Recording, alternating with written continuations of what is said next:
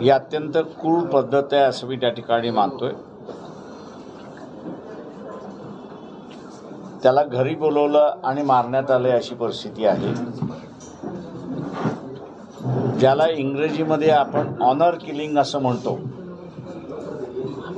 जातीसाठी हत्या, जातीच्या प्रतिष्ठेसाठी हत्या असं जे आपण त्याला म्हणतो, ती ह्या कॅटेगरीमध्ये पडते। एस पीना मी आता सर भेटून आलो आणि एस पीनाही सांगितलं की या दृष्टिकोनातून आपण त्याचा तपास केला पाहिजे। एस पीने हे मान्य केलं की ऑनर किलिंग आहे त्या सगळ्या ह्याच्यामध्ये। दुसरं आम्ही त्या ठिकाणी विनंती ही केली की आणि सर्वच याच्यामध्ये गव्हर्नमेंटने केलं पाहिजे असं मला स्वतःला वाटतं की पोस्टमॉर्टम ज्यावेळेस होतं त्यावेळेस फक्त असणारा विषकारा जो आहे तो त्या ठिकाणी ठेवला जातो।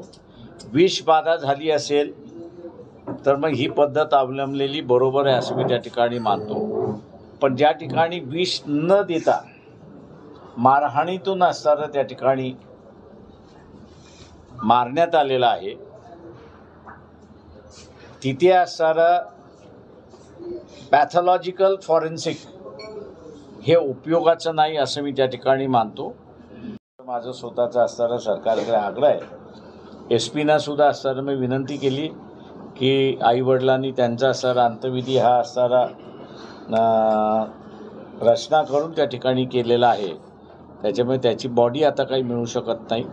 पण फोटोग्राफ जे आहेत त्या फोटोग्राफवरनं क्लिनिकल फॉरेन्सिक करता आलं तर त्या ठिकाणी पाहून त्याचा असर आपल्याला त्या ठिकाणी करता येईल अशी परिस्थिती आहे। पोलिसांकडे असणारा मेडिकल रिपोर्ट आलेला आहे,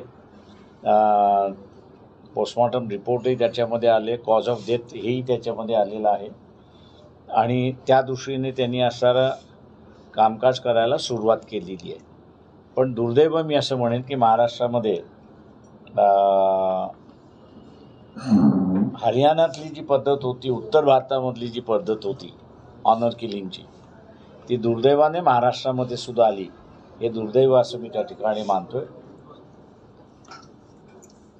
आणि याचा सर्व राजकीय पक्षाने निषेध करावा ही अपेक्षा वंचित बहुजन आघाडी या ठिकाणी करते। आपण आता विचार घटनेच्या नंतर कुठेतरी समाजामध्ये तेढ निर्माण करण्याचं काम कुठेतरी आणि यावर गृहमंत्रालय कुठेतरी कमी पडले।